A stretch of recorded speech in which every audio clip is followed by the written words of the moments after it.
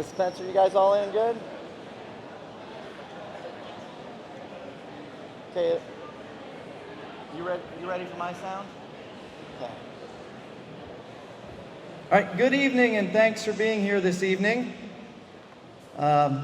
September 11th, 2001. Where were you and what were you doing? Many of us here can answer that today, and probably pretty exactly. For me, I was in the 8th grade in Coach D's English class. Shortly after, a man sitting here, Mr. Powers, was my principal. He called us to the gymnasium and explained what had happened. While the events of 9/11 brought America to its knees, in the days following, our country showed a sense of patriotism that I had never witnessed before. It's my hope that this evening's events and our events throughout the week can only help continue to promote that sense of patriotism that runs so deep within our local communities. We are blessed to live in such a special, special place, and I'm grateful to each and every one of you who helped with this week's events. You truly can't beat small-town America, and we're lucky enough to be witness to that each and every day right here in Attica and Republic, Ohio, and our surrounding communities. Tonight, our community comes together to remember September 11th, 2001, lest we never forget. At this time, please stand as the Northern Ohio Fools post colors, and please remain standing as the Seneca East Middle School and High School Choir sing our country's national anthem.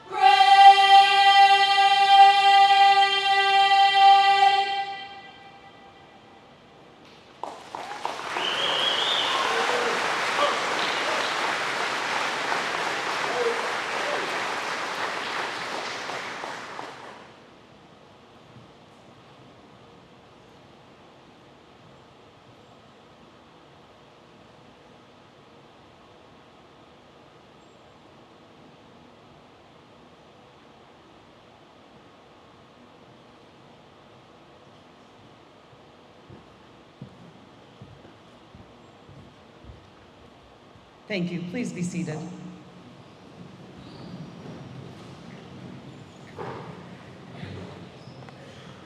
It is my honor and privilege to be the superintendent of Seneca East Local Schools and to welcome you here tonight. I believe there are a few places in the world that have a community like we do, and this program is one of the examples why. We've asked you here to honor those who serve and come when the call is made. Thank you for being here tonight. I welcome you from a heartfelt community of thanks. I want to also recognize the select choir. That was beautiful, and Ms. Kim Spencer, the director. Thank you. That was a wonderful start, and the presentations of colors. We have a wonderful evening planned for you tonight. Please enjoy this show.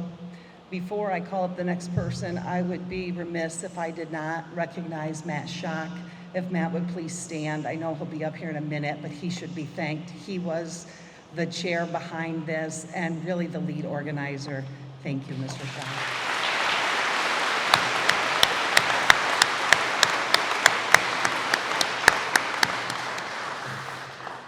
At this time, I would like to call up Reverend Ron Spiker to lead us in prayer.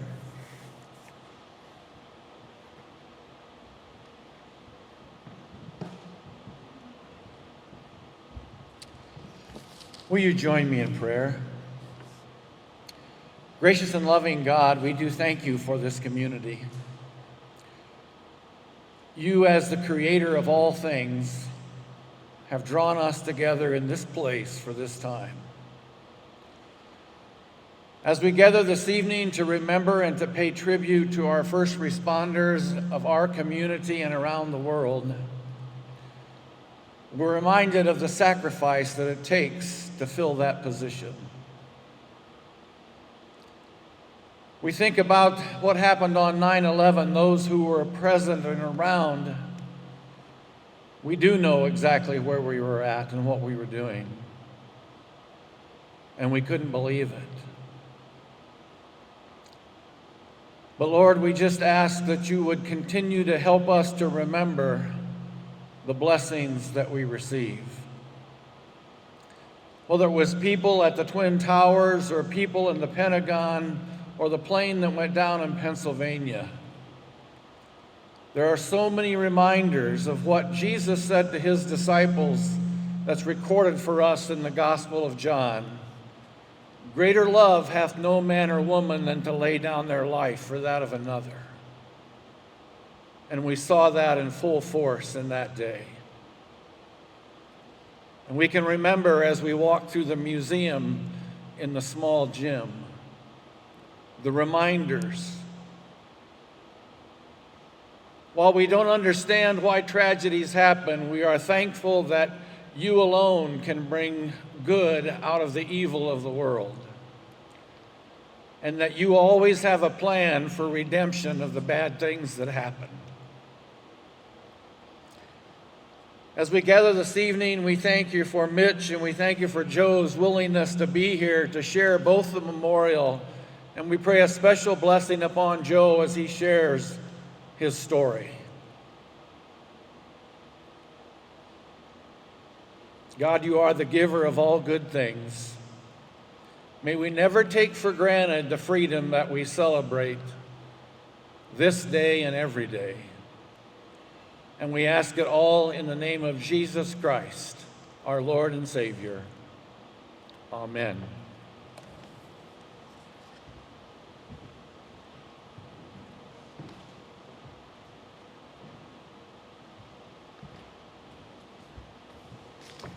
Thank you, Reverend Spiker. So before we get to Mr. Torrillo, this evening I'm going to call forward Mitch Mendler. He's the president and the man behind the 9/11 World Memorial. It's in the small gymnasium. There's not a gentleman who's more passionate about September 11, 2001 and keeping that memory alive than Mitch, and I'm honored to have met him.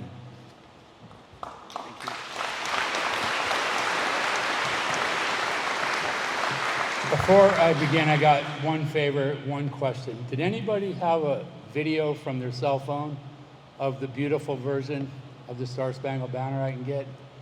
Anybody record that or something? You did? I'm gonna put that on Facebook. People laugh about Facebook, but I met General Patton's granddaughter on Facebook, and she's a wonderful woman, amongst other people. I'd like to thank Matt for inviting us here. I can tell you, and this is no lie, 3 years we've been working on this. The closer we got, the more the phone calls, the more the emails, the more the communication. And it took a lot of effort and a lot of challenges to get here. Way too many to even discuss. And I was telling the folks over there, people unfortunately throw us curveballs in life, but you just keep going, and I'm not a quitter, and here I am. The flag behind us here, I just wanted to share a small note. It's just a bunch of colors, red, white, and blue, but that represents our country and all the people that gave their lives for it. Red, white, and blue, each color has a different meaning. There's 13 stripes, there's 50 stars, and as Joe reminded me and mentioned, there's 9 and 11 in the rows and the columns. Just a small little trivial factor that ties the flag to that event. This flag traveled 108,000 miles to visit every USA state capital. It was either on the steps, on the lawn, in the courtyard, suspended primarily by fire, EMS, and police, in some cases civilians. Along the way, we visited the Alamo, George Washington's mansion, George Washington's monuments in as many as 2 or 3 different cities, 2 of them in Baltimore alone. Mount Rushmore, the Alamo, if I mentioned that, we had it at Niagara Falls, suspended on a ladder truck. Independence Hall, way too many places to even mention. The whole thing was like a blur. It lasted about 5 years. There was a delay because of the virus. I had to cancel 3 of the missions because I just couldn't find people that wanted to help us. And some of the cities said that they canceled my permit and I'd have to come back. So it took a little bit longer than I thought along the way. And I'm going to say every single place was significant. We also took her to Yellowstone and we introduced Old Glory to Old Faithful. Quite the challenge. Got pulled over by the police. He was with me. 35 miles an hour in the park. We were kind of stepping on the pedal a little bit because we wanted to get there before she blew her top. We got pulled over, of course, the guy let us off the hook, and we got there with enough time to see the event take place, which again was a challenge, mustering volunteers together to help us to deploy the flag while she was getting ready to go. 3 most important places though: Pearl Harbor on the 75th anniversary, next to the Arizona Memorial in front of the USS Missouri. So some of this, I had a little bit of a learning experience with the flag. The Missouri is where the Japanese signed the unconditional surrender in the harbor after I guess, as somebody might say, we told them what time it was. They didn't want to listen, so they found out the hard way, and it ended the war, and then they signed it.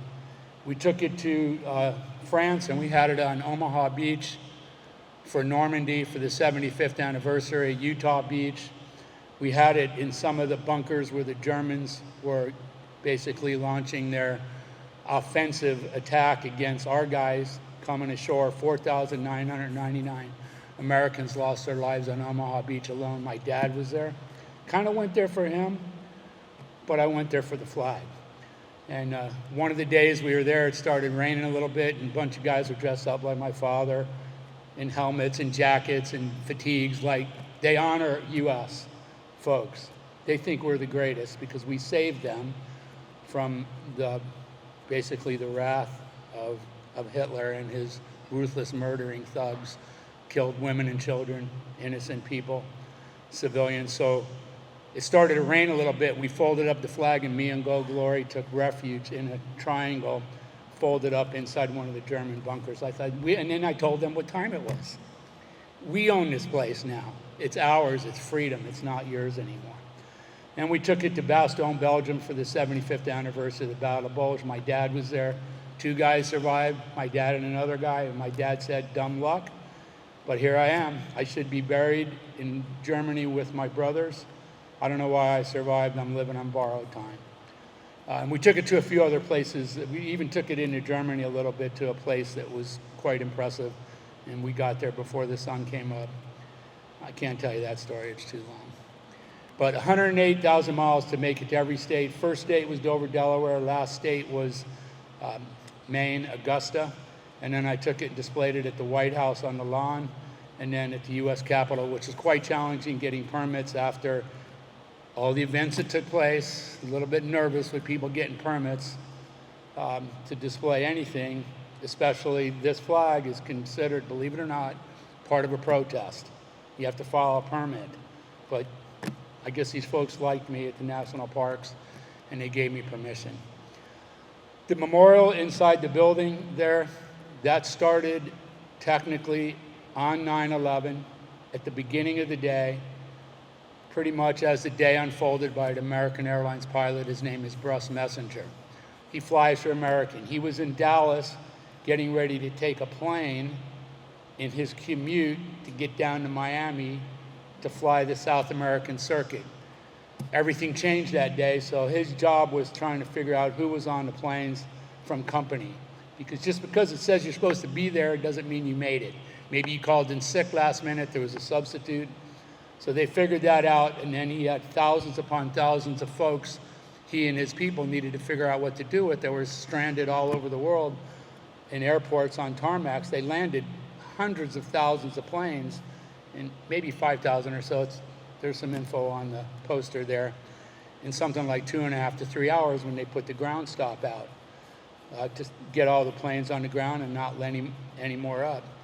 So he started the memorial that day on paper, went home, put it in his computer. 3 days later, posted it on the internet. So it started in real time.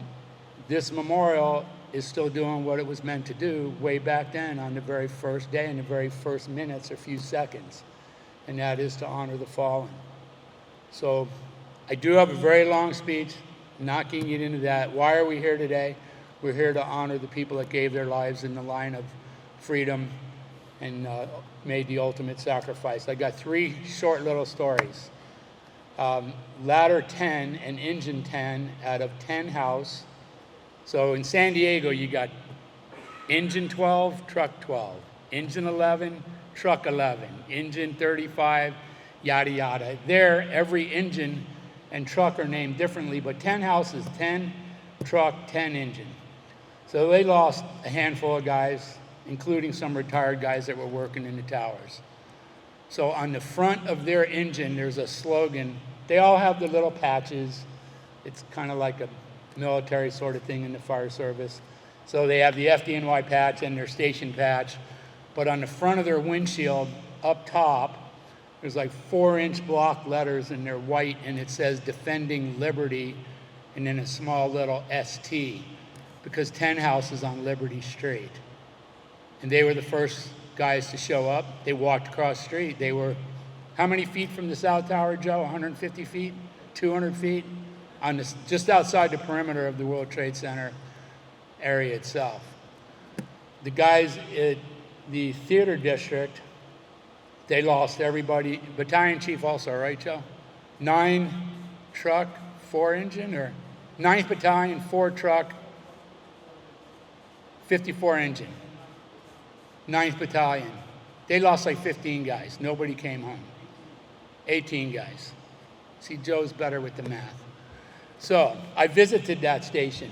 On the front windshield of that station, it says, in the theater district, Broadway, yada, yada, the whole thing, news stations, all the Broadway plays, on the front of the window in block letters, never missed a performance. And they never do, because the alarm goes off, they go. All day, all night. So they lost a bunch of guys. Inside the North Tower, there was a guy by the name of Davy Lim.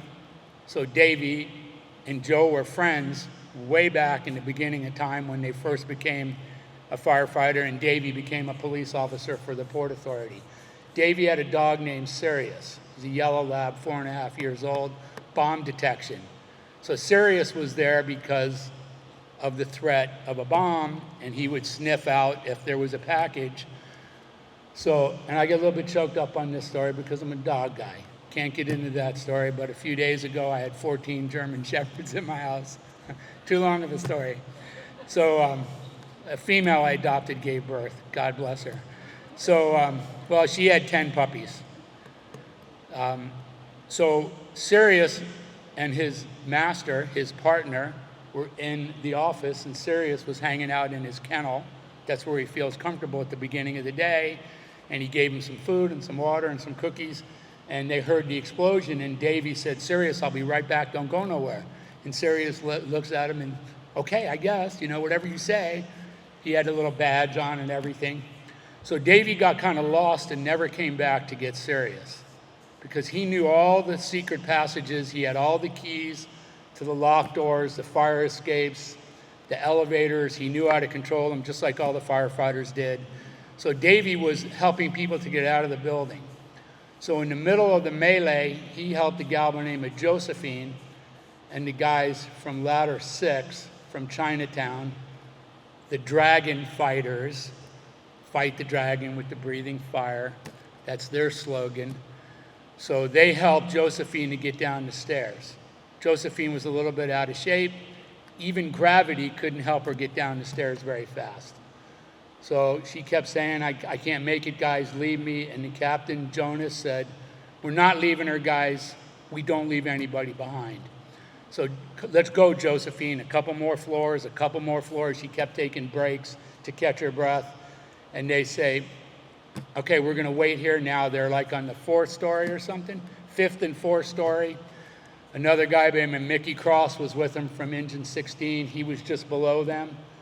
And they said, "This is where we're going to wait until Josephine's ready." And as Captain Jonas said, that's where Josephine made her stand. We were saving her, and she saved us, because she couldn't go any further. They might have been 1 or 2 stories further down. They might have been outside of the building when the North Tower collapsed. And 16, right? 16 people survived in Stairwell B North Tower, including Josephine, because they didn't leave her behind. 3 months later, Davy Lim gets a call. "Get choked up? Davy, come on down. We found Sirius." So he gets down there. Sirius is not looking very healthy in his kennel, kind of squashed. But he looks like Sirius, but he's all kind of decomposing and dead, obviously, after 3 months. So Davy said, "Don't go anywhere, Sirius. I'll be back." What does Davy tell him? "I told you I'd be back." Of course, they carried him out, gave him a funeral. He's the only dog, well, he was the first dog ever killed by terrorists. First official canine from a police department or the armed forces. So I'll end with this. So I've been involved with the charity since the 2nd anniversary, but I've been involved in other charities as well. And so quite the challenge. I ran into a lady from the Pentagon on email and on the internet, and she sent me an email. In the bottom of her email message, it says she lost her husband in the Pentagon. She said, "Nobody is truly gone as long as somebody remembers them." It's an old Indian proverb. So that said, in a small town in Ohio, Seneca County, all the little towns here, everybody represented, right? We showed the world that we haven't forgotten. But there are places that I've been to, and I got to tell you, they have forgotten. They don't remember, and they don't respect this flag, which is kind of almost sad. So thank you for the time. If you haven't checked out the memorial, please do so, and tell all your friends and your family. Thank you.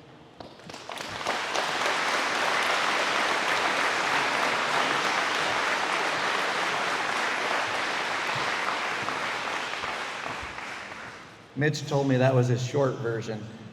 We went out to eat the other night with Mr. Torrillo and Mr. Mendler and I don't think Joe or I got more than about 5 words in, right, Mitch? So, yeah. All right, well, at this time, we're going to go ahead and bring up Mr. Joe Torrillo, retired lieutenant in New York City Fire Department. He traveled here this evening from New Jersey, and he's going to be here tomorrow with our students at school as well. So, without further ado, Mr. Torrillo, please come on up.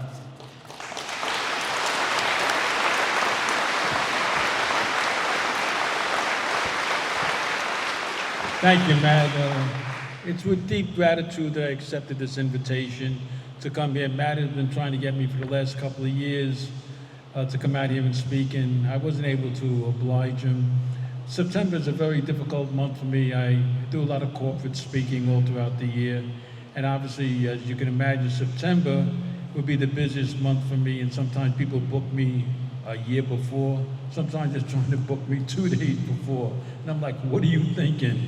But in any event, I had a whole circuit of speaking events out here in the Midwest, and I said, you know what, Matt, I got a couple of days that have opened, and it just coincided with the dates that he wanted.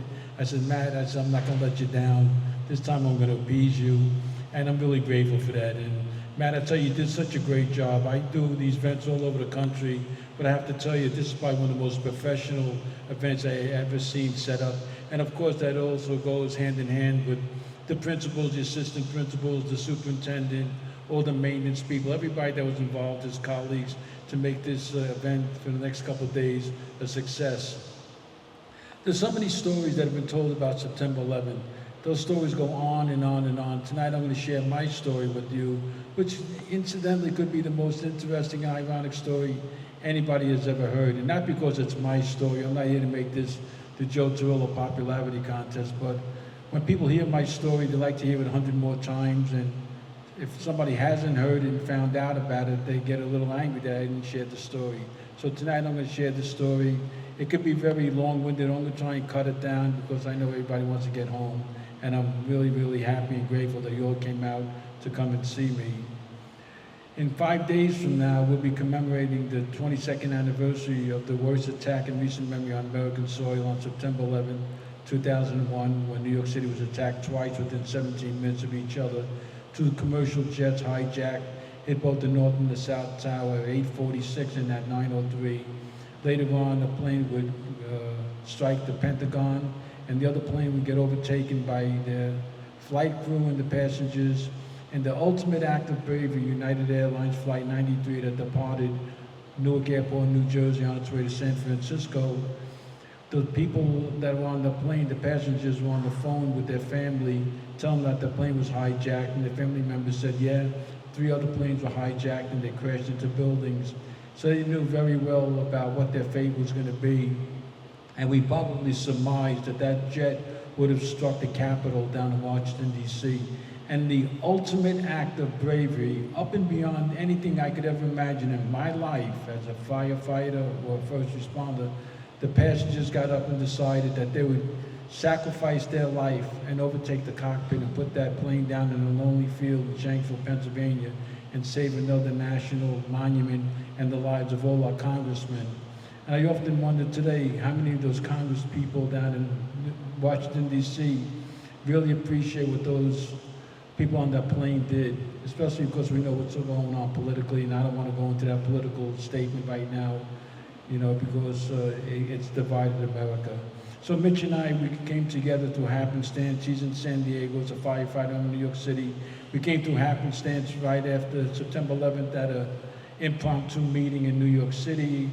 I was told some guys here from San Diego, he wants to build a memorial. Can you go and represent the fire department? And I met Mitch that day, and we became almost like brothers, and we traveled all over the United States in the last 20 years, resurrecting patriotism and taking the Patriot flag all over the United States with our quest to make our country the reunited States of America, to bring people together and to resurrect patriotism more than it could ever been.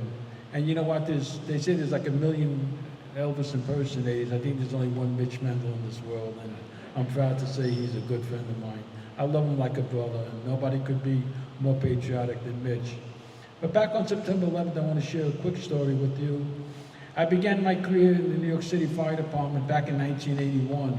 In 1970s, back in Brooklyn, New York, where I come from, you can probably tell by the accent, all the exams were coming out for civil service jobs, and I came from a blue-collar family. There was no lawyers and doctors in my family, so I never aspired to be any much of a professional.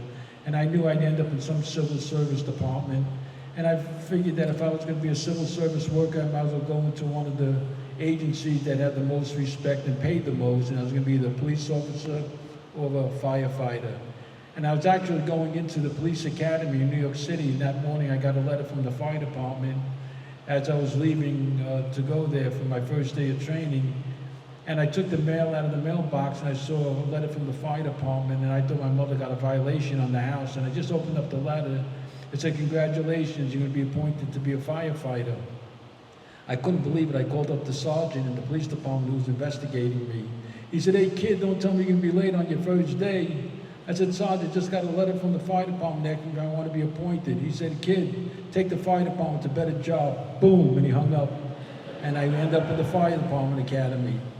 So after going through the training academy, of all 357 firehouses they could arbitrarily place me to begin my career, they chose this brand new firehouse, Engine Company 10, across the street from the South Tower. If this wall was the South Tower, that wall was my firehouse. That's how close we were. And I probably responded to tens of thousands of alarms in the 15 years that I was in that firehouse. And I remember every one of them so vividly. And we would, every single day, you know, something was going on in Lower Manhattan, and it was just an active kind of a place. Got to see a lot of crazy stuff. And after 15 years, with no pun intended, I thought I was ready to start climbing the ladder. I wanted to become a lieutenant, maybe a captain, possibly a chief on the fire department. And in 1996, 15 years after getting appointed in that firehouse, I became a lieutenant. And they take you out of your firehouse when you get promoted. They don't want you supervising your friends. I ended up in a very busy area in Brooklyn, New York, where I was born and raised as a new lieutenant. And a couple of months after getting promoted to lieutenant, I got hurt in a fire one evening, trying to rescue this woman in a fully involved building. And in that process, my left thumb was almost completely cut off from my hand when a glass skylight came out of the roof and went through my hand as I was going up the interior stairs. And after the fire was out, they rushed me to the hospital to stitch my left thumb back onto my hand. And this was a near career-ending injury, and I was devastated because they were going to retire me for disability, and I begged the doctors, please give me an opportunity to convalesce, and I could prove I can come back and be an active fireman once again. And they said, okay, but you're going to be out of work for about a year, and you're not going to sit at home. You're going to have to come to headquarters and take a desk job. Well, I'm a team player. I was getting my paycheck. I figured, let me make the best of this. And on my way to headquarters, I was on the bus, and I had my arm in a cast from the surgery. And I kept thinking, what am I going to do in headquarters for a year? I don't have any office skills. I'm saying, I hope they don't have me answering telephones, because if you called headquarters and I answered, what would you really think? Tony Soprano's house. Boom, end of story. I don't want to talk to you, Tony. Boom. But when I showed up, there was a whole myriad of positions that needed to be filled. And there were other firefighters that were there who was convalescing from injuries and illnesses. And so they said, they're looking for people to work in their Office of Fire Safety Education. I didn't know we had an Office of Fire Safety Education. And the gentleman who was handing out the assignments, I said to him, where are they? What do they do? He says, they're up on room 712 on the 7th floor in headquarters. You get on the elevator, go up there, introduce yourself, they give you something to do. So I had my arm in a cast. I got on the elevator in headquarters. I got up to the 7th floor. And I got out, and I'm walking through the hallways and the corridors, and I see room 712. I knock on the door, I open up the door, and I walk in, and I bump into an old friend by the name of Tommy Torrillo. He was a new captain, I was a new lieutenant. We were firefighters together many years before. He said, hey, Joe, what are you doing here? I heard you got hurt. So I told him about the fire on New Year's Eve when I got hurt. He says, what are you doing here? I said, I don't know, Tommy. They said, I got to work in the Office of Fire Safety Education. He said, oh, great. He says, I'm running the program. So I said to myself, okay, this ain't going to be too bad. My friend is my boss. How bad could this be? So I said, Tommy, I got a big question for you. He said, yeah, Joey, what's that? I said, what do you do here? He says, I don't know. I just got here. Which is a true story. So in essence, it was a whole group of firemen, including Tommy, because we were either ill or we were injured and we couldn't work as active firemen. They would send us out Monday to Friday to one of the 3,000 schools in New York City to go into the classroom and teach kids how to both prevent and survive a fire. The fire department had embarked on a mission to reduce fires and fatalities by educating the public. I said, Tommy, look, before we go any further, I have to tell you something. I'm going to be honest, you know, I can't lie to you. I don't belong here. He says, why is that? I said, Tommy, I'm not a public speaker. I'm not a teacher by trade. I'm actually a carpenter, plumber, electrician by trade. I said, Tommy, I'm not a teacher, I'm not a public speaker. He said, Joey, don't worry about it. None of us belong here. This office is like a box of broken toys. Don't worry about it. No pressure. Just hang in there with me for a year, and there'll be no stress. So after about 4 months of hanging around the office with Tommy, trying to learn how to use a computer, helping him do payroll and scheduling, I came into the office 4 months later one morning, and he says, hey, Joey, could you do me a favor? And I said, yeah, Tommy, what's that? He said, Billy just called in sick. You think you can cover his classroom today? And I said to myself, I knew eventually this was going to happen. And I was so uptight because I never got in front of a group of people and spoke. I had no idea what I was going to say if I got to the school. I said, Tommy, listen, first of all, I love you like a brother. I'll do anything for you. I'll go. He says, Joey, listen, that school you're going to, all the teachers in there were gorgeous. I said, Tommy, I'm on my way. And they were, trust me when I tell you. But I was married. In any event, I said, Tommy, so when I get to the classroom, like, what do I do when I get there? He said, take your firefighting clothing, take your air tank. He said, take some a toy telephone, teach them how to dial 911, take a book of matches, don't play with matches, stop, drop, and roll, the whole bit, take crayons and coloring books. Anyway, I got to the school, and I was a little uptight because it was the first time I ever had a teaching experience or had any opportunity to do some public speaking. And I started talking, and 45 minutes went by. And the teacher was in the back of the room. You could appreciate this, marking test paper. She says, okay, Lieutenant Torrillo, you're done, you can go now. I'm like, oh my God, this wasn't bad at all. So I got back to headquarters, and Tommy says, Joe, how did it go? I said, Tommy, you ain't gonna believe it. It was a great experience, it was very rewarding. He says, great, I'll send you out on a regular basis. And I started going out on a regular basis into the schools, just like every one of you here as teachers do, every single day, except my lessons were a little bit different, not mathematics, not chemistry, not any spelling or grammar. It was all about teaching people how to survive fires.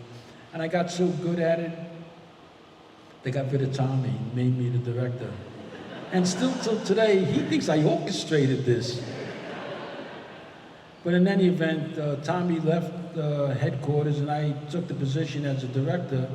And as a director of the fire department's public education program, I made a commitment that I would stay there for 2 years, because I looked back 50 years before I was in this office, and I said, what did they ever do in this office? And the answer was simple: nothing.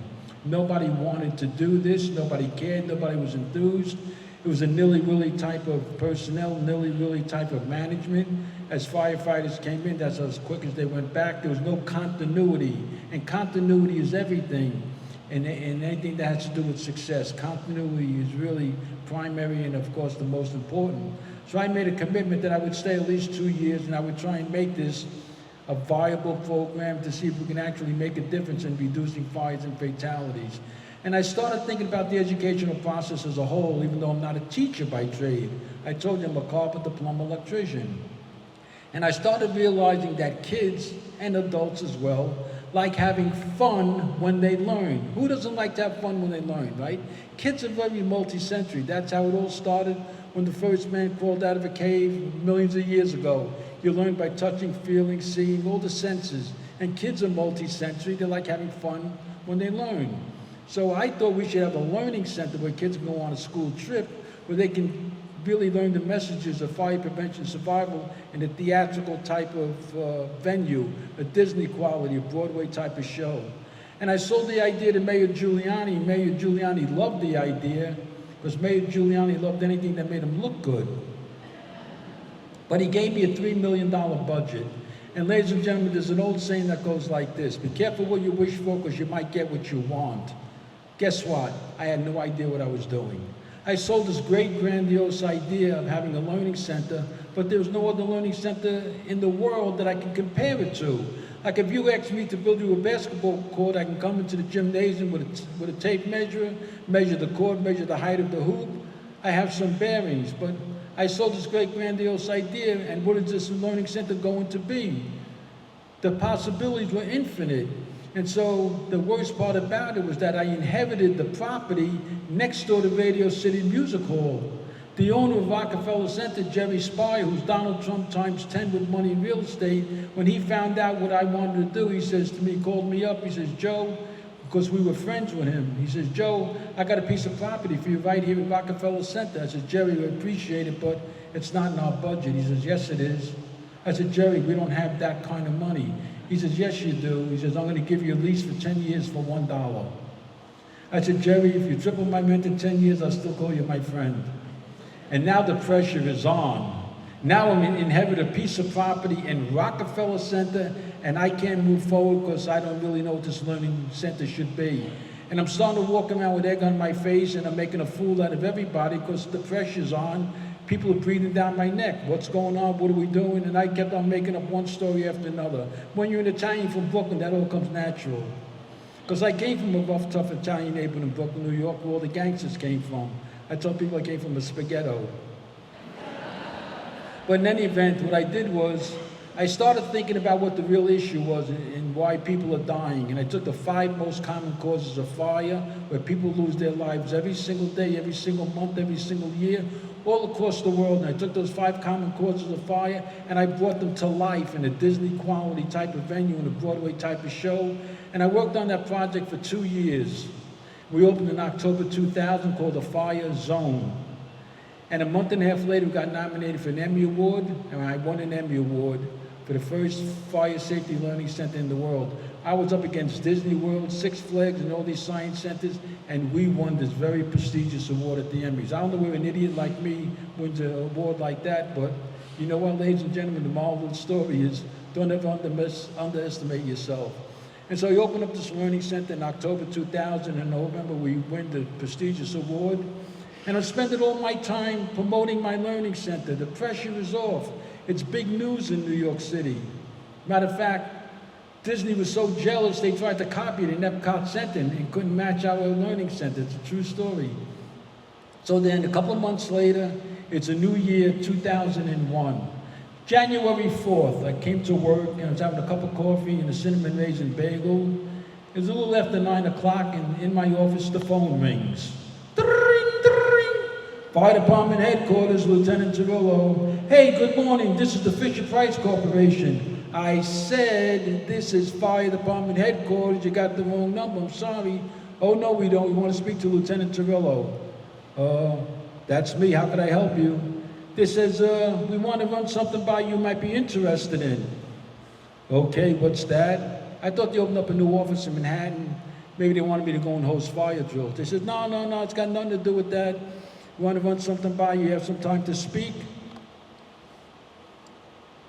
I said, it's 9 o'clock and I work till 6 o'clock. Can you speak for 9 hours? Shoot, give it to me. Go ahead, what do you got? Tell me. They said, are you familiar with the Fisher-Price Corporation? I said, I think it's a household name in this country. They said, well, it is, but more specifically, do you know anything about our little action figures that kids love called rescue heroes? And I said, truthfully, no. Well, let us explain it to you. We have a whole line of action figures we call rescue heroes that kids love. We have a little police officer called Jake Justice. We have his partner, a canine officer called Bill Barker. We have their boss, Sergeant Cyrene, his supervisor, Captain Cuffs. We have an ambulance attendant by name of Perry Medic. We have a lifeguard called Sandy Beach. We have a construction worker called Jack Hammer. We have a mountain rescue specialist by name of Rocket Canyon and his partner Cliff Hanger. We have a scuba diver called Gil Gripper, an astronaut called Roger Houston, a medevac pilot called Hallie Copter, and now we have a female firefighter called Wendy Waters, but we want a New York City firefighter to be our new rescue hero. And if you help us design, we're going to give you $1 for every one sold around the world. That money wasn't going to go in my pocket, it was going to go in my education program. And I use that kind of funding to buy smoke detectors and give them out free to people like you in New York City who'll be willing to listen to me for an hour on how to both prevent and survive a fire. In New York City, if it's free, it's for me. And if you're a cop or a fireman, if it's free, can I have 3? We're kind of cheap guys. Don't date a fireman or a cop. But in any event, I said, listen, I can't agree to this. You're a private company, we're a city agency. This could be a conflict of interest. So I sent it over to City Hall to Mayor Giuliani's team of lawyers called the Corporation Council, and I ran it through them. And they figured out a way on how we go into this partnership with a private company, get money out of them, kind of taking money from the left pocket and putting it into the right pocket and not going to jail, right? That's what lawyers do, and accountants. Matter of fact, any accountants in the room? There's got to be, who's an accountant? Somebody's an accountant? Somebody's an accountant, you know? If you were going to hire an accountant, what's the first question you should ask them? Anybody know? How much is 1 and 1? Does anybody know? A good accountant will tell you whatever you want it to be. So in any event, in January 2001, in the end of the month, I set up a meeting in headquarters with the Fisher-Price executives. They came with the artists, illustrators, and toy designers, and for a whole day, as I'm speaking about what a firefighter looks like with his firefighting clothing, his Scott air pack, his tools and equipment, the artists and illustrators had art pads on easels with crayons and markers, and as I'm speaking, they're drawing. And at the end of the day, they had this new action figure called Billy Blazes, a New York City firefighter. They took the artwork and went to the factory, and 6 months later, in July of 2001, they had the mold and the prototype complete, and they called us up. They said, we want to show you the mold and the prototype before it goes to mass production. So I set up a meeting in July of 2001. We looked it over, and there were things that we thought they should kind of change and tweak a little bit. And so they were making notes, and one of the executives from Fisher-Price, a woman by the name of Lori Orovec, I had developed a nice friendship with her over the 6-month project. She thought I was a goofball, and she just thought I was a very funny, entertaining guy, which I keep everything on the low down. I don't, you know, I try to, you don't want me in a sensitive meeting. I'm not the kind of guy you want around. But in any event, she took out a black Sharpie. She says, you know what, Joe, you know one of the changes we need? He needs to look more like you, and she drew a big mustache on him. And they remolded Billy Blazes, and that took about 3 weeks. And they called us up, they said, we did the mold, we remolded it, we want you to look it over once again. And we looked it over. And here he is. Billy Blazes, a New York City firefighter. Well, we agreed he can go into mass production, and the Fisher-Price executives were very excited. I was told to act excited. I didn't think this was such a big deal, but we were going to get money out of them, so I was really acting like I was enthused. So they said, we want to have a press conference in New York City. Where can we have a press conference? So I'm saying to myself, coming upon the first anniversary of my learning center, if they're going to do a press conference, why don't I do it at my learning center? I'll get free advertisement. I was being selfish, wasn't I? So I said, well, how about we do the press conference at the fire zone? They said, what's that? I said, it's a new learning center I designed. We opened last October, we won an Emmy Award. They says, oh my God, where is it?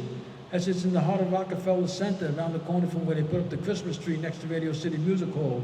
They says, oh my God, can we really do it there? I said, yeah, I'm the director. He says, oh my God, this is getting better and better. We're going to introduce the new rescue hero at the new Children's Fire Safety Learning Center. How apropos. And they says, okay, we know where, but when? Well, this was the end of July, 2001. I said, let's do it in October. And they said, why October? I said, October's Fire Prevention Month.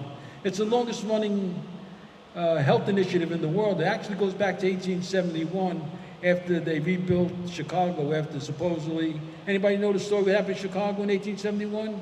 Mrs. O'Leary's cow supposedly kicked over a lantern in the barn and burnt half of Chicago down.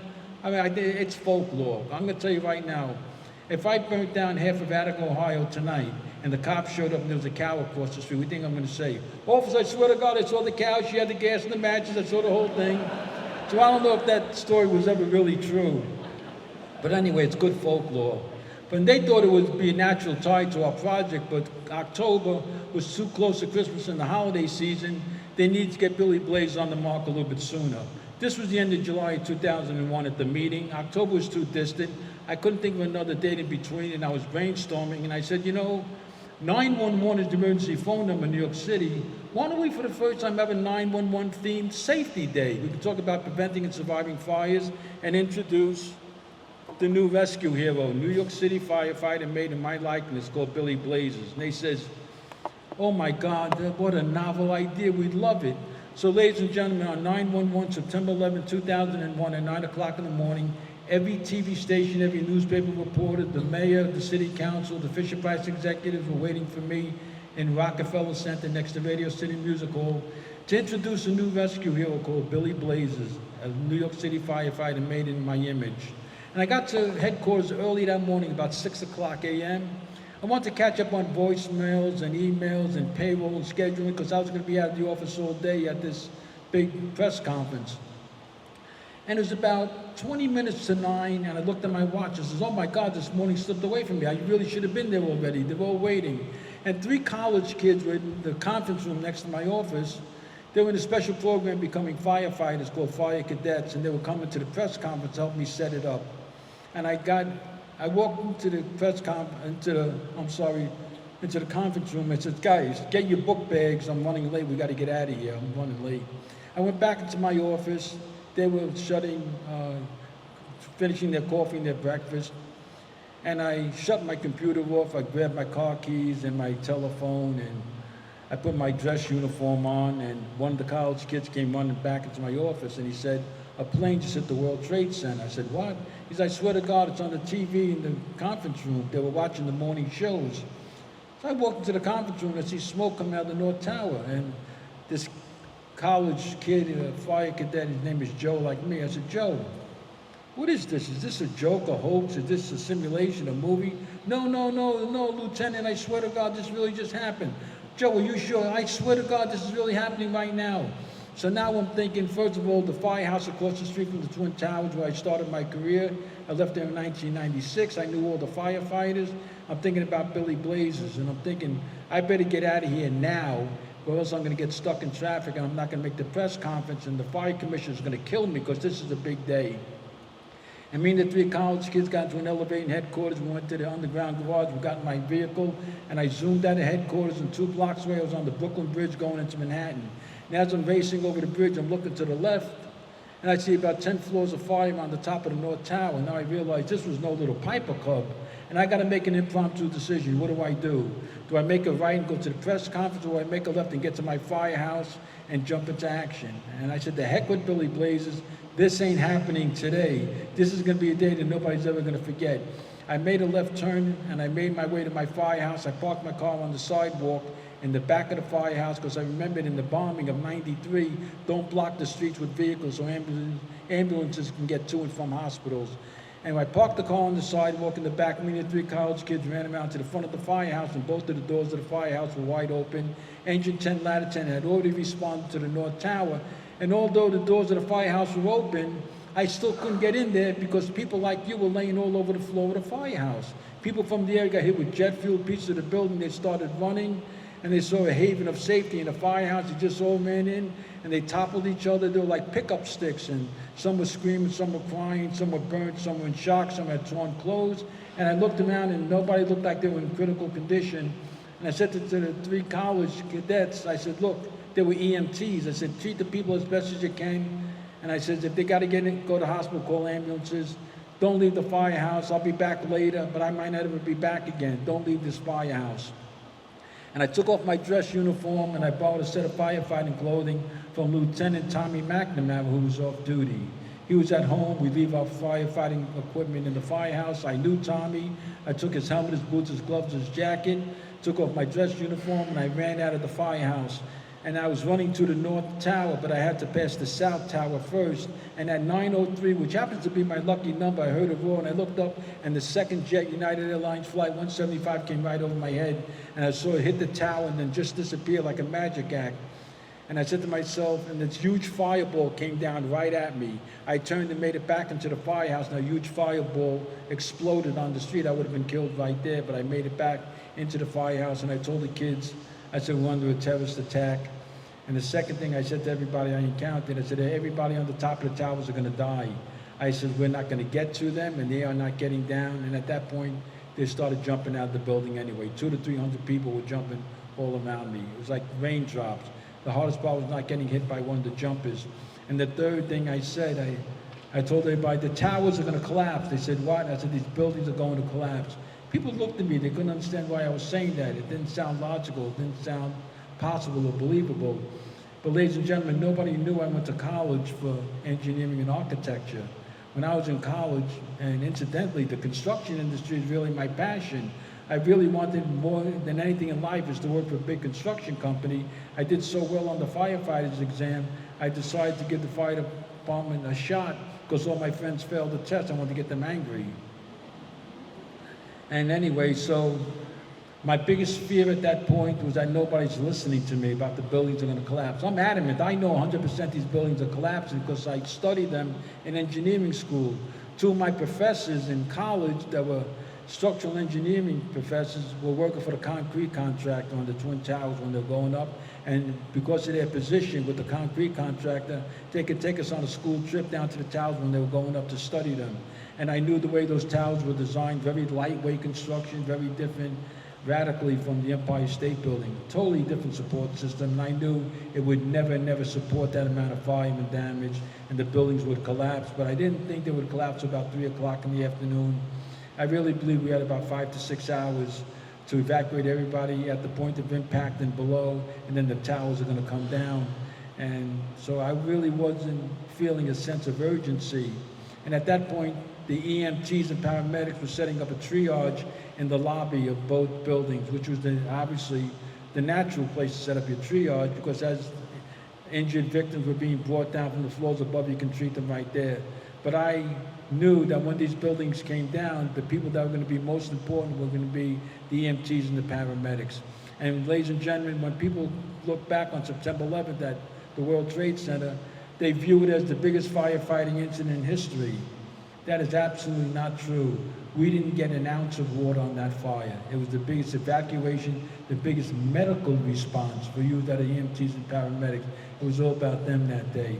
It's just a matter of just evacuating people and treating them. And so I was forcing the ambulance crews out of the lobby. I told them, go 6 blocks away. They said, why? The towers are going to come down. I said, who the hell are you? You got no authority to talk to us. We don't work for you. And I didn't have any authority. I gave myself the authority. And the last crew gave me a hard time, but I finally got them to get out of the tower, and I watched them in their ambulance drive away as I'm outside the South Tower. I heard a rumble and a roar. I turned and I looked up, and the building's coming down. I said to myself, you idiot, you're the one who knew the building was going to collapse. You put yourself right underneath it. But I didn't think it was going to collapse in less than an hour. In 55 minutes after being struck, the tower was already coming down, what we call a pancake type of collapse. Boom, boom, boom, boom, boom, boom, boom, boom. And I started running, trying to make it underneath a footbridge. I went over the main thoroughfare in front of the towers. And as I'm running, the tower's coming down, boom, boom, boom, boom, boom. I could feel the air pressure on the back of my neck. As each floor's hitting the floor below, it's puffing air out like a fireplace bellows, like poof, poof, poof, poof. And the air, I could feel on the back of my neck, the air took my helmet off my head, and my helmet was just flying through the air faster than I'm running and going up, almost making a U-turn like Dorothy's house in The Wizard of Oz. And I had my eyes set on that footbridge. I was just hoping that they would just find my body. I knew that I probably wouldn't survive, but I was afraid that my body would never be found and identified. And then the air pressure got so strong, they estimated it was like 200 miles an hour, like a tornado gust.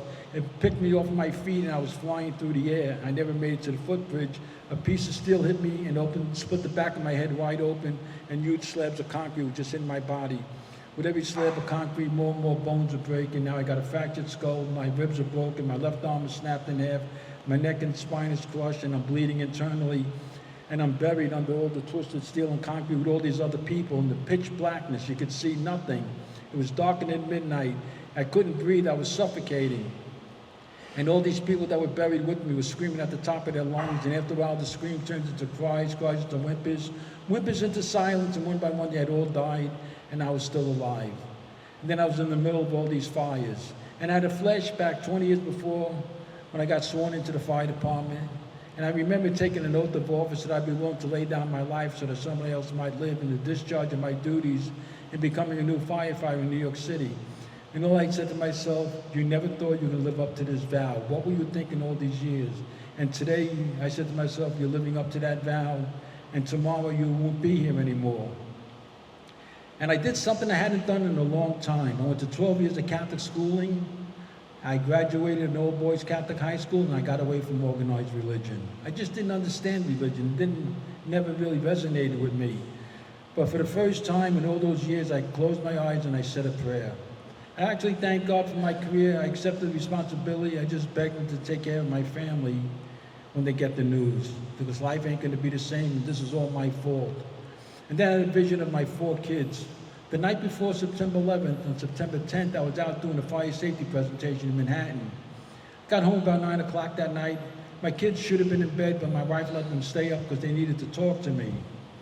As soon as I walked through the door, they pulled me to the couch, they grabbed my briefcase, they took my jacket off, they said, "Daddy, Daddy, sit down." All 4 of them were jumping on me like monkeys. "You said when you come home tonight, we're gonna make a plan to go to Disney World. For the last 2 years, you kept on telling us we're gonna go to Disney World, but you're always working, Daddy. You never stop working."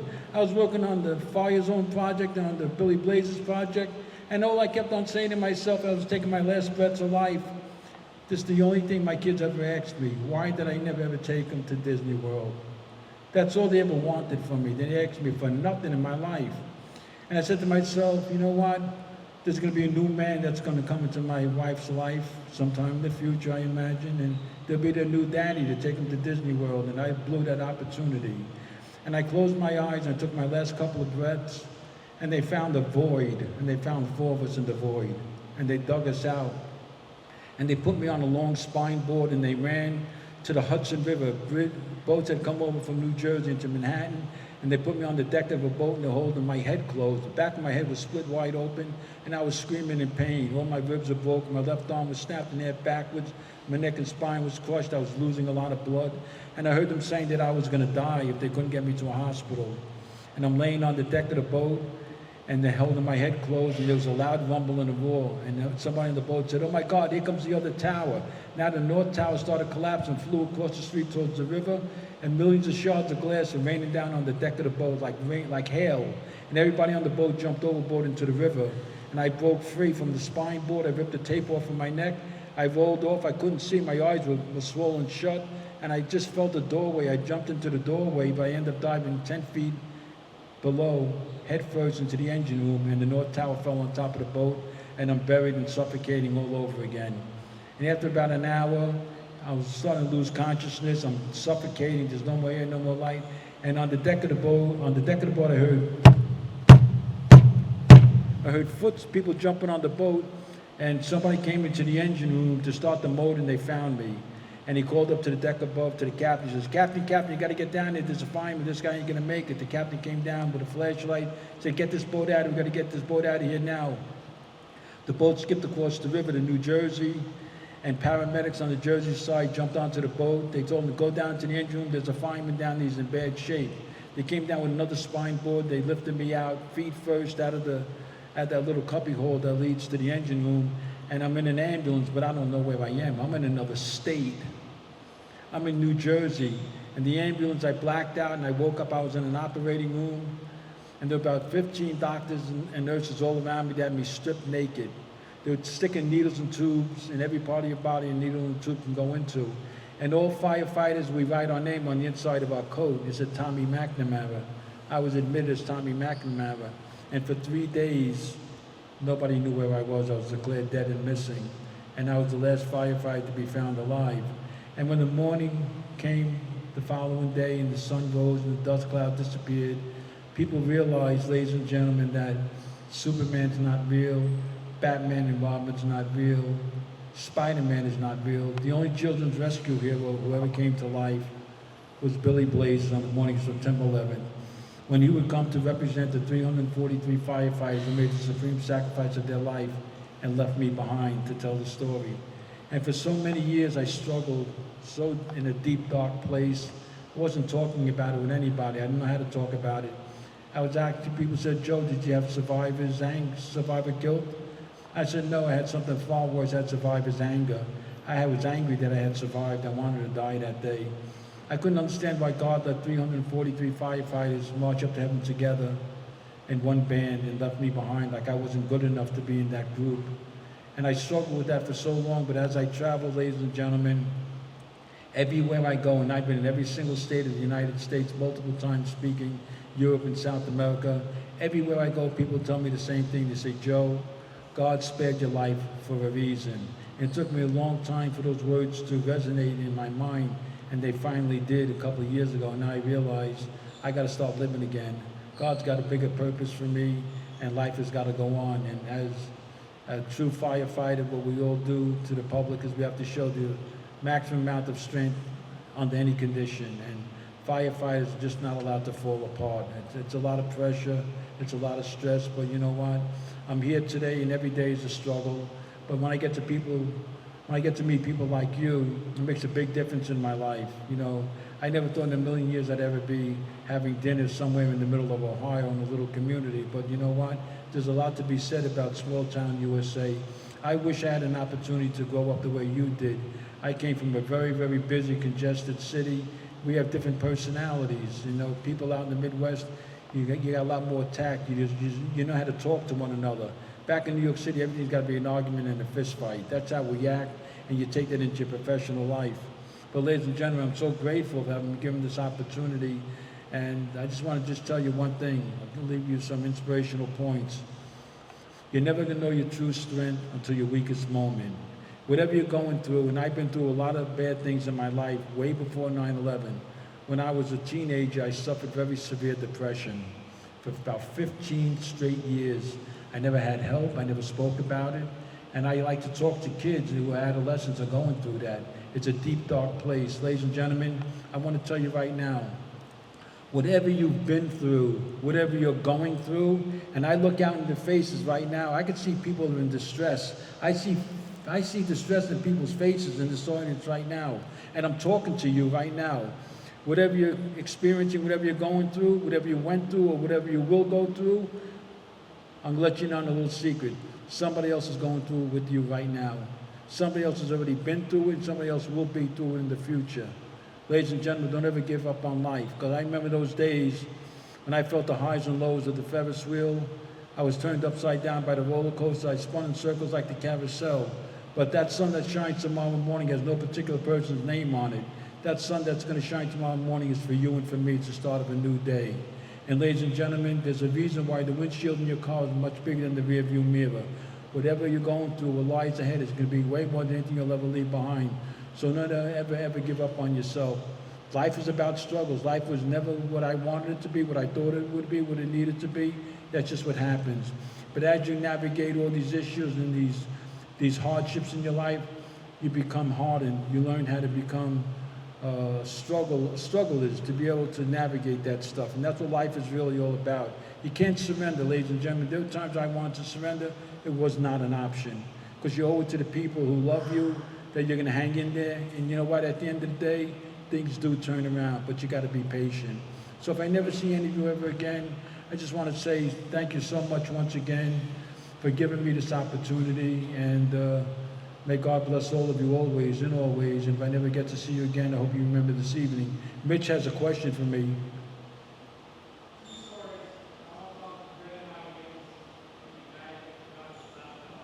I didn't hear that, Mitch. Mitch, I didn't hear that, I'm sorry. Oh, you know what? I'm going to tell you a quick story, because there's so many stories.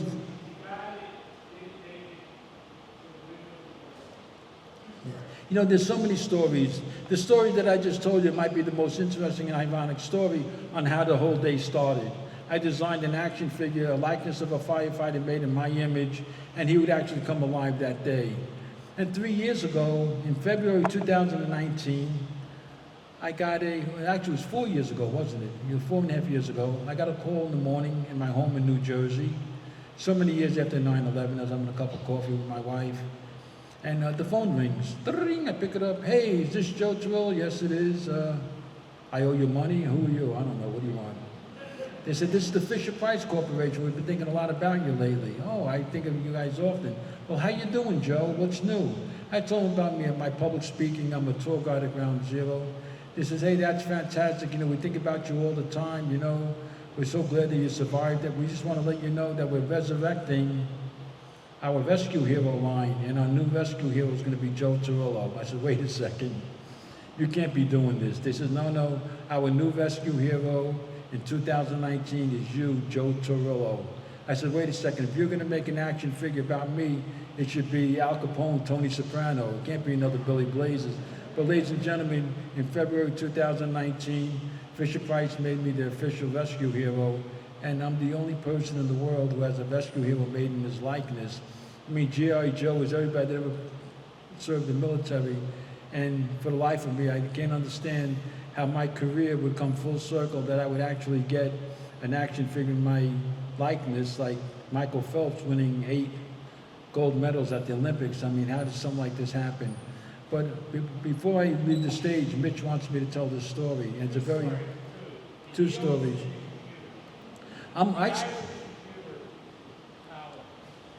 Okay. I'm actually a ventriloquist. Mitch, come here, sit on my lap. I talk, he acts. I said, there was a guy, he punched somebody. Mitch goes like this. Got a little humor once in a while. But anyway, back in 2006, long before they started the reconstruction of the World Trade Center, when it was still ground zero, we opened up a visitor center next to my firehouse, Engine 10, Ladder 10. It was kind of like a little mini museum, because people like you will come to New York City, and one of the things on your general itinerary as a visitor to New York was to come down to ground zero to kind of see, like, hey, what is ground zero? I wonder what it was like. I wonder what the Trade Center looked like. And they would come down. There was a cyclone fence all around ground zero with an empty pit, and people would just stare into the pit and wonder what was it like on the day before September 11th. And people were walking around trying to sell them stuff and capitalize. So we decided we wanted them to learn about the incident very correctly and respectfully. So we opened up a visitor center next to my firehouse, and from there, we had artifacts and things that we recovered, and I would take people on a walking tour all around the site and explain what it was like to be there that day and tell my survival story. And there's me and 4 other people who started that program in 2006, and like so many years later, up to 2018, we now had 350 people doing these tours. And every one of us tour guides has a different connection to the day of September 11th. Some were responders, like me. Some were survivors, like me. Some worked in the towers and got out. Some lost loved ones. Some actually worked in buildings in the vicinity. Some were members of the clergy. Some actually lived in the area. Some were rescue and recovery workers. So every tour guide has a story from a different perspective, and all the stories are very interesting. Well, back in 2018, there was a woman by the name of Peggy. She worked on the 92nd floor of the North Tower for 18 years. And every day she would leave her apartment on the other side of the Hudson River in New Jersey, and right near the hospital that I was placed in when they recovered me and were operating on me. But Peggy would get up every morning and walk 4 blocks to the train station that went underneath the Hudson River. 7 minutes later, it would terminate at the base of the Twin Towers, and she would get on an escalator up to the lobby and take one of the 105 elevators up to the 92nd floor of the North Tower. 105 elevators in each tower. Could you believe that? That's what Peggy did for many years. She was a single woman. She was an executive making a lot of money. On the night before September 11th, which was September 10th, Peggy had gone out shopping for the upcoming fall season. She was a shopaholic, and she was a clothes horse. She loved fashion and style. And she went out shopping for a new wardrobe because she could afford it. And while she was shopping, she found a pair of shoes that she had been looking for a long time. I don't know what it was about this pair of shoes that caught her fancy, but she found this pair of shoes and she tried them on, but they were about a half a size too small. She had a size 7.5 foot, they were a size 7, but she convinced herself that either her foot was going to shrink or the shoes were going to stretch out. Every one of us had done that at least once in our... I bet you everybody here bought something and convinced themselves it's not that big, I'm going to gain weight, it's too tight, I'm going to lose weight, right? We all did something like that. But anyway, Peggy bought this pair of shoes, and she got up the next morning on September 11th, about 8:15. She got dressed with a new outfit, she put on these new shoes, and she's walking to the train station, 4 blocks. She's feeling like Lottie-Dottie, and after about 3 blocks, she stops and she realizes these shoes really don't fit. They're starting to really kill her feet. And she stops and she's got to make an impromptu decision. What do I do?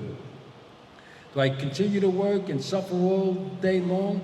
Or should I be smart, make a U-turn, go back home and take these shoes off and return them at a later date? And that's what Peggy did. And in doing that, Peggy missed the last train that made it to the World Trade Center.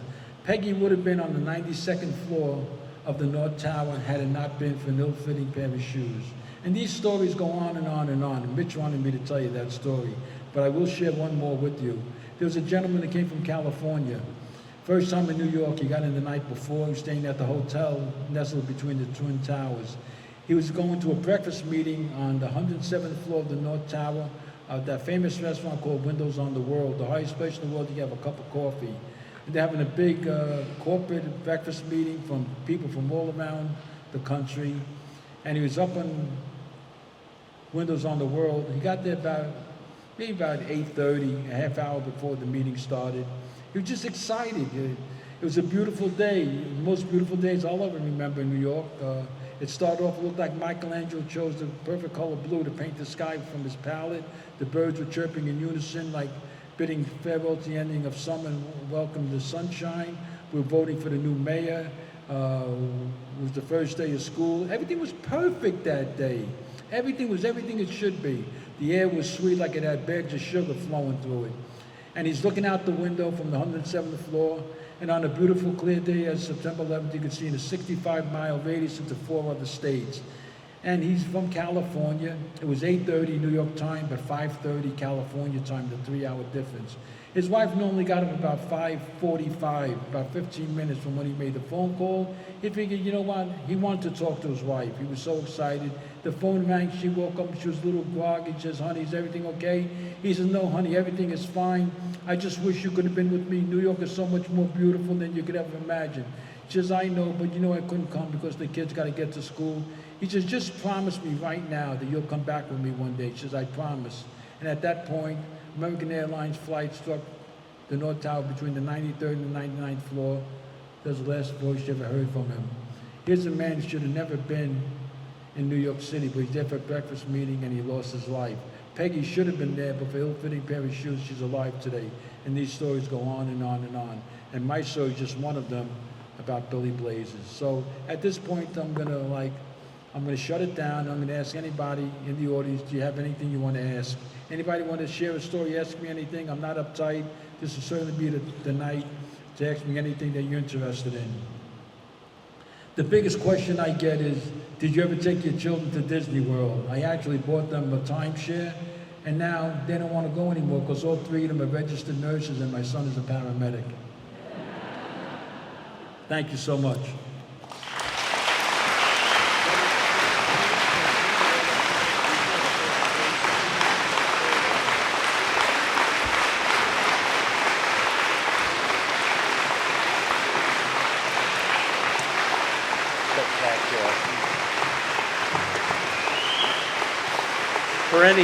For any students in here tonight, we want to first thank Joe Torrillo. What a special guest. What a great talk. For any students in here tonight, I do remember things vividly. And Matt Schock, that scrawny little 8th grader, we had a lot of talks as students in 2001 about pride, patriotism, rocking the red, white, and blue, and never forgetting. Matt Schock, I'm so proud of you. Not only have you not forgotten, but Matt Schock, you have brought the 9/11 World Memorial and Joe Torrillo to Seneca East. I'm proud of you.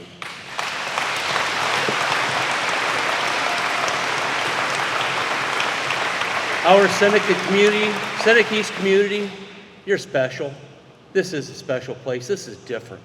We are so blessed to be part of this community. And I do have 2 guests I want to bring up. There are 2 guests that make trips every September, November to Seneca East land to help us celebrate our heroes. I want to recognize Craig Riedel, former state representative and future congressman. Craig Riedel, Seneca East graduate. And Gary Click, state representative, District 88.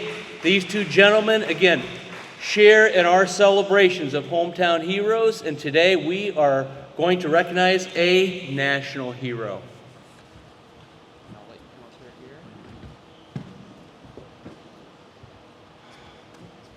Just want to shake your hand, Hey, Joe. thank you. Thank God bless you.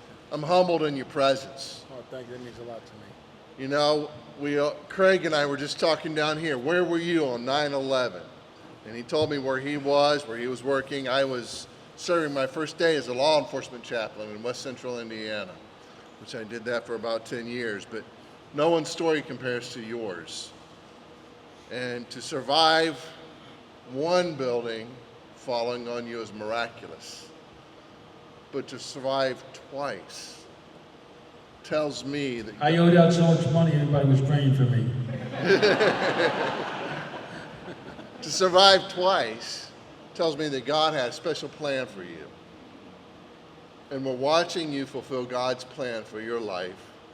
And I want to thank you for not crawling into a hole and hiding and feeling sorry for yourself, but for going out and for inspiring others. And we have so many first responders here today who lay themselves on the line every day. They're always willing to do that extra bit to protect and to serve. And so I have this commendation that I'd like to present to you today, recognizing your service to our great nation. Thank you, Joe. God bless you. Thank you so much.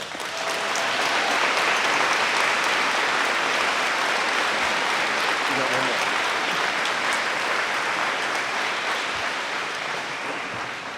Mitch, would you come up here? So I heard Joe mention that sometimes Mitch gets left out of this. We're not going to leave Mitch out today. And the fact that someone on the exact opposite coast would take his patriotism to heart and to realize the sacrifice that so many men and women make in our nation as first responders. And so many of you out here would do the same thing if you were in those same circumstances. And Mitch, you're keeping that dream alive. You are telling the stories. I remember 22 years ago, we said we will never forget. And you're making sure that doesn't happen. So I want to commend you, and I want to thank you, and I want to say God bless you as well.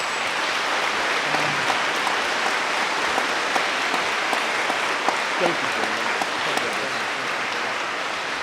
Thank you so much. Thank you. God bless. God bless. God bless you. You want to Safe sign travels. this? I am. Good for you. Yeah. Thank you. Attaboy, straighten that place out. We will, I promise. Republican, Democrat. Really good for you. God bless you. We'll give Nancy Pelosi a kiss.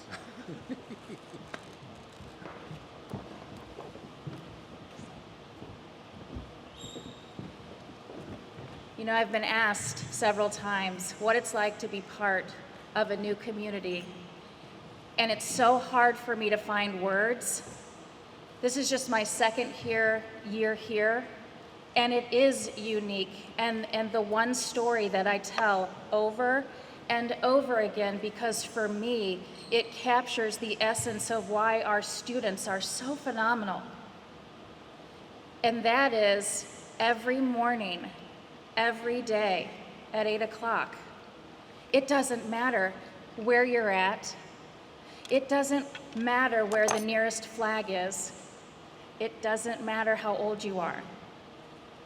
Everyone stops when the Pledge of Allegiance is recited over the PA. Littles, bigs, people that are coming in to drop off somebody's forgotten lunchbox. Everyone stops. I've never experienced that before. And I think that is the best way to describe why this place is so unique. It is my great pleasure to be up here and to get to introduce this choir. And they know that about a year ago, I got to listen to them do that version of the national anthem.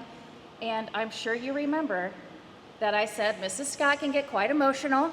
And music definitely touches my soul and can bring tears to my eyes.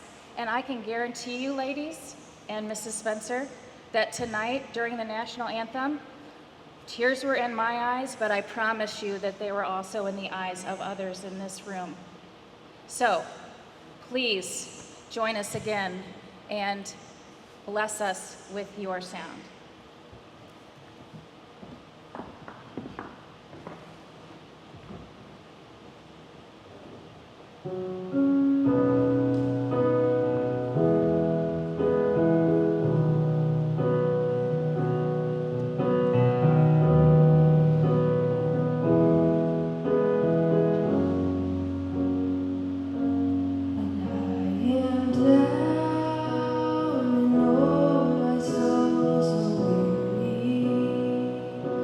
When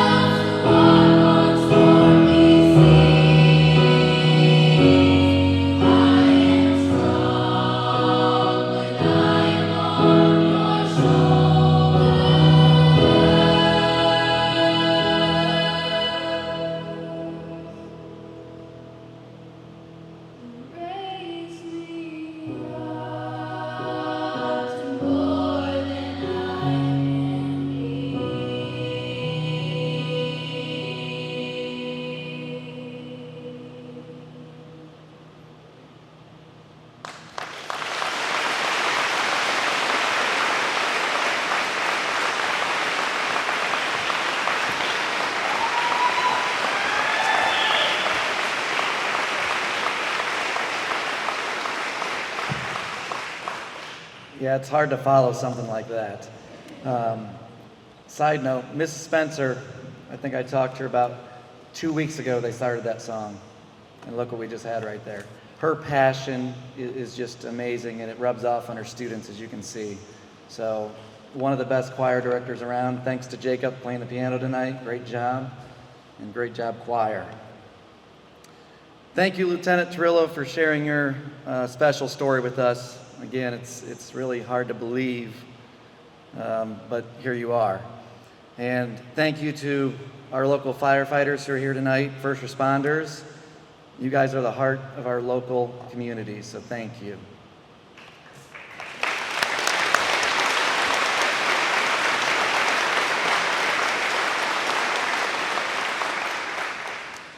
This evening's program is going to conclude with a special ending, including the Northern Ohio Fools, who brought forth our colors earlier, as they'll be tolling the bells and then playing taps. And then finally, a performance of Amazing Grace by State Highway Patrol Officer John McGlashan on the bagpipes. So out of respect and honor, please remain silent and hold your applause as each will come one after another as we conclude tonight's program.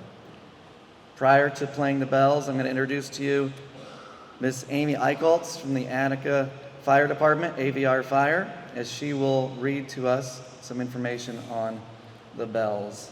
So again, thank you.